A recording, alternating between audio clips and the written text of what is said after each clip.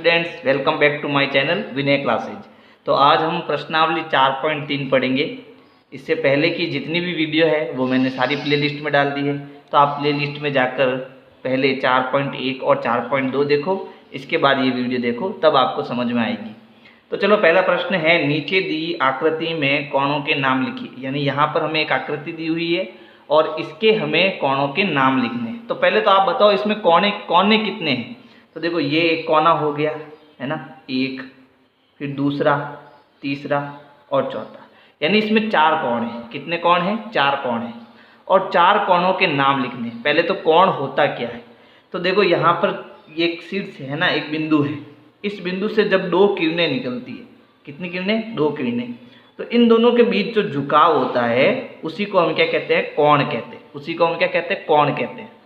तो यहाँ पर ये किरण इधर जा रही है, दूसरी इधर जा रही है, और इन दोनों के बीच में ये झुकाव है, तो इसका मतलब ये क्या बन गया? कोण बन गया। और इस आकृति में कितने कोण हैं? 4 कोण हैं।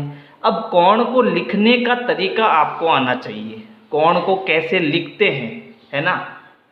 तो कोण को लिखने के लिए, जैसे मुझे इस कोण ए को लिखना है, ठीक है, तो मैं कोण ए को 2 तरीके से लिख सकता हूँ। एक तो मेरा उत्तर हो जाएगा कोण ए, ऐसा एक निशान बनाओ, इसका नाम है कोण, फिर यहाँ कर दो ए, ठीक है। तो ये मैं किसको बता रहा हूँ? कोण ए को बता रहा हूँ।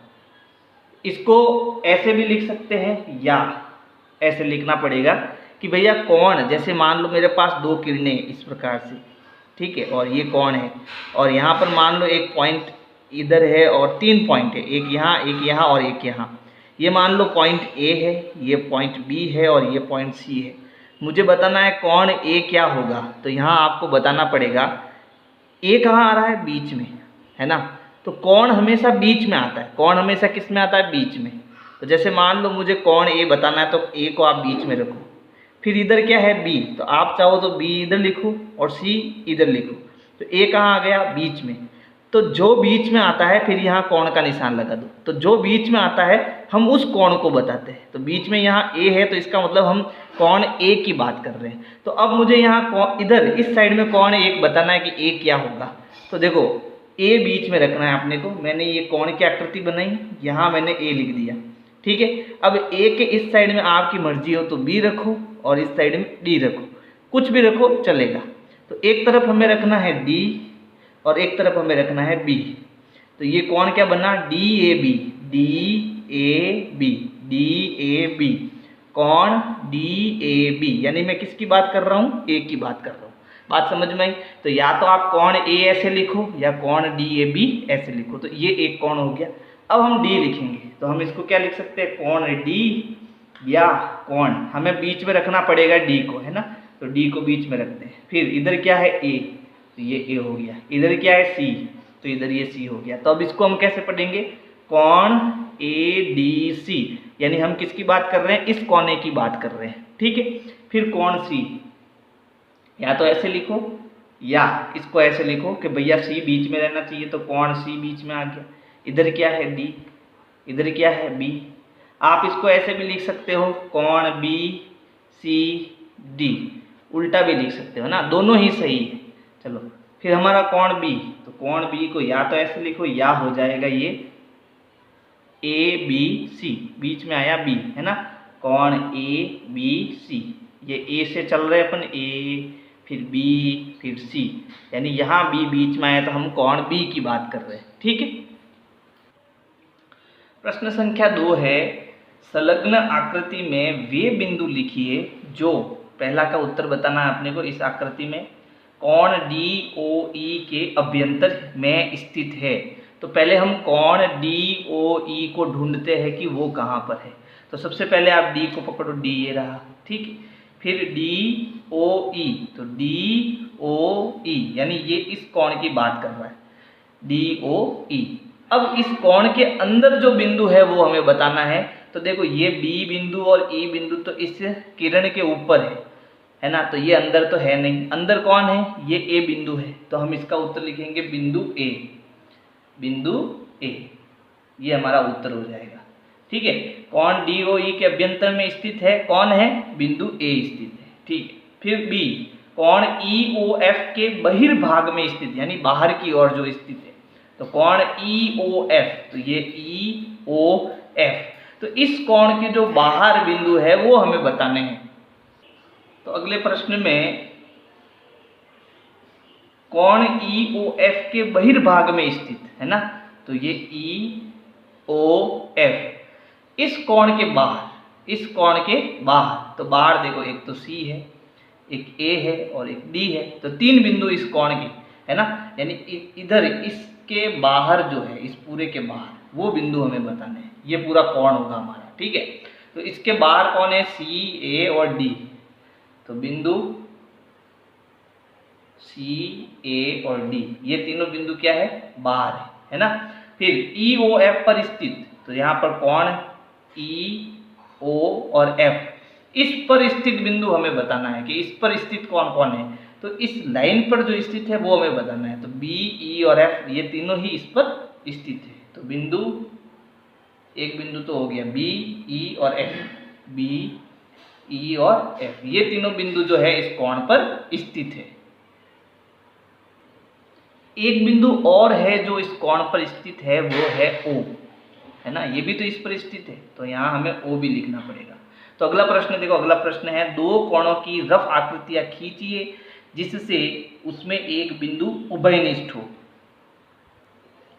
तो हमें दो ऐसे कोण बनाने हैं, ठीक है, जिसमें एक बिंदु उभयनिष्ठ, यानी दोनों के लिए एक ही होना चाहिए। उभयनिष्ठ का मतलब दोनों के लिए एक ही होना चाहिए। तो ऐसा बिंदु हम बनाने की कोशिश करें तो देखो, जैसे मान लो मैंने एक चित्र बनाया, यहाँ पर ए का चित्र मैं बना रहा हूँ, तो मान लो मैंने एक ऐसा चित्र बनाया, ये आपके एक कोण हो गया और इसके अंदर एक कोण और हो गया, तो ये एक कोण और ये दूसरा कोण, ठीक है। अब इन दोनों के लिए देखो, ये बिंदु जो है वो एक ही है। अब इसका मैं नाम लिख देता हूँ, तो यहाँ हम पॉइंट लगाते हैं कि ये बिंदु हो गया मान लो A, ये हो गया A, B और C। तो इस आकृति में देखो, एक तो कोण आपका है AOB, है ना, AOB, तो इसमें एक बिंदु है O, यानी ये इसका कोण हो गया।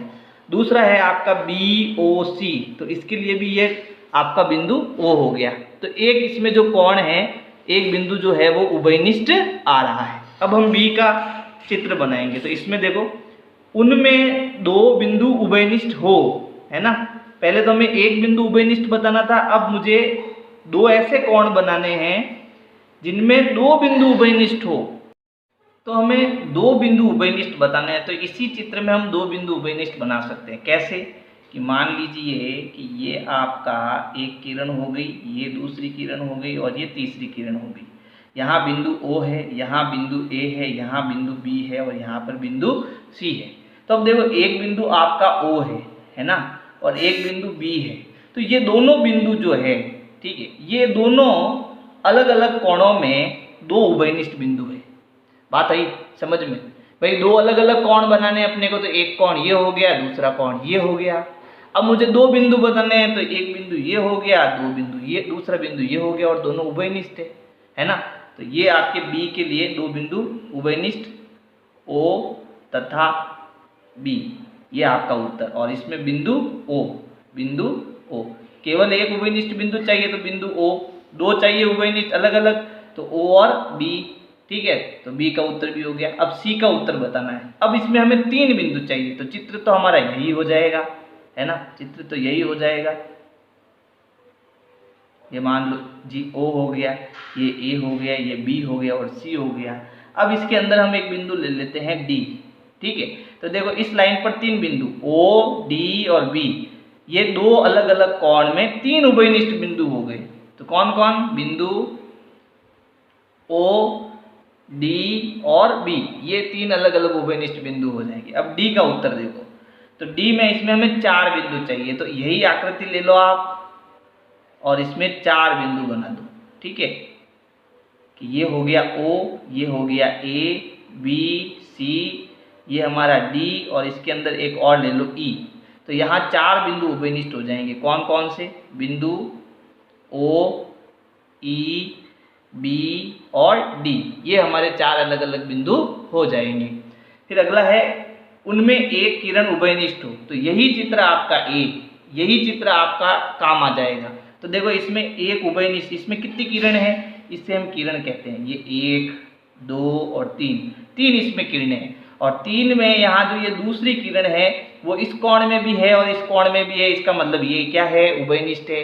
तो ए ही डी का उत्तर है। तो आप डी में भी ये चित्र बना के समझा देना कि इसमें एक किरण उभयनिष्ठ है। कौन सी किरण, किरण ओ बी, इसका नाम क्या है, ओ बी, ये आपकी किरण होगी।